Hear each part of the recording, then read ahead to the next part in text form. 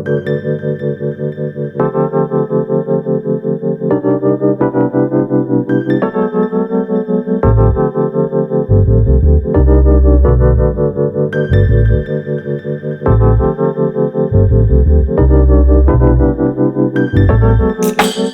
in my last video, I was talking about burning fat as a fuel source and zones 1 and 2, and somebody messaged me and asked if I could be a little bit more detailed about what I'm talking about with that stuff. They had no clue really about this idea of different fuel sources. So I thought I'd do a video today looking a little bit more about sports science and a little bit more about the sort of thing that I'm focusing on to try and lose some of this weight. So essentially, our bodies need fuel to operate. It doesn't matter if you're a non-athlete, not training, you're an elite athlete, you're very sedentary, it doesn't matter, your body needs fuel to work. Now, at no to low intensity of kind of intensity of physical activity, your body's predominantly, if not completely, burning fat as a fuel source. Now, the body can contain between 30 and 50,000 calories of fat as a fuel source, and that's an average person. I'd imagine I'm significantly higher than that. That's a huge fuel source for very low intensity activity.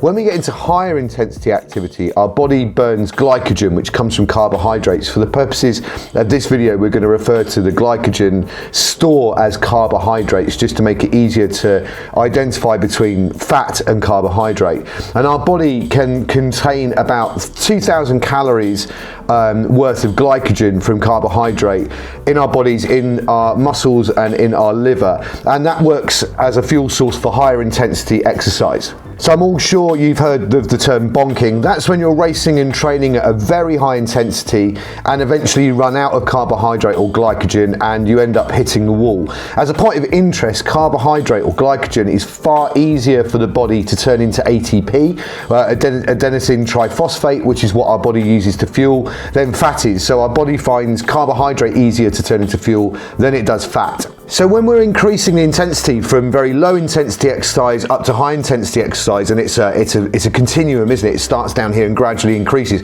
It's not a switch that goes from fat to carbs. It is a gradual change from one to the other. Have a look at this.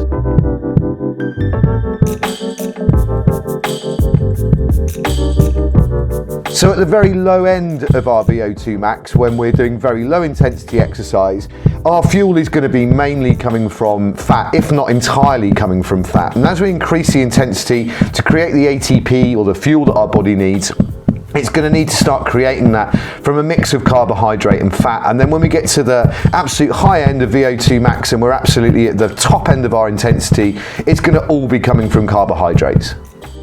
The RER, or respiratory exchange ratio test, can give specific readings for individuals. So here's an example of a readout where on the y-axis you can see the percentage of where the fuel is coming from, and on the x-axis shows you an increase of intensity from 10% to 100% of your VO2 max.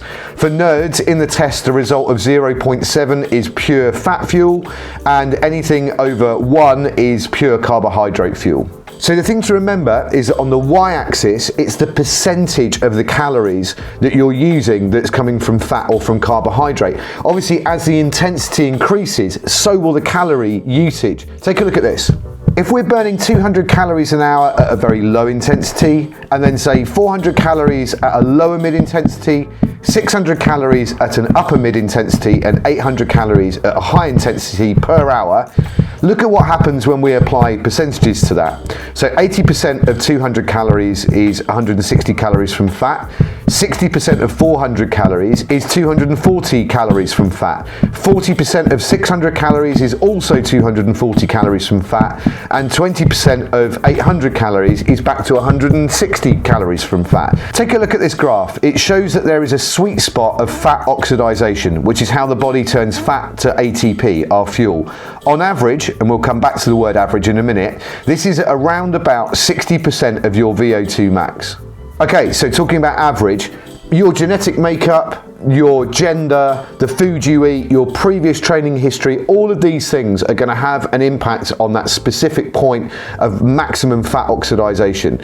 So the only true way of finding out where that optimum point is to take an RER test. For the average person, 60% of your VO2 max is a good guess, but it may be way off the mark for your own individual makeup.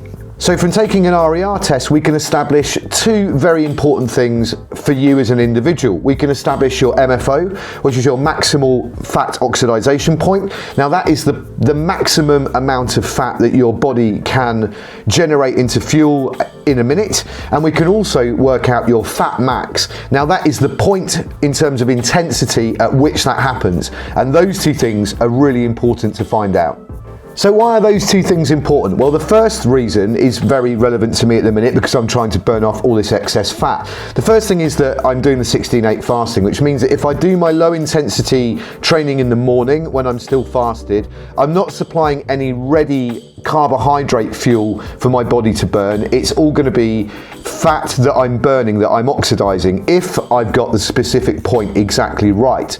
It means that in the morning I can do my fasted training, and then once I started eating around about lunchtime, if I want to do any intensity work, I can do that in the afternoon. That means I'm kind of periodizing both my training and my fueling for that training, which is really important that we make sure we do.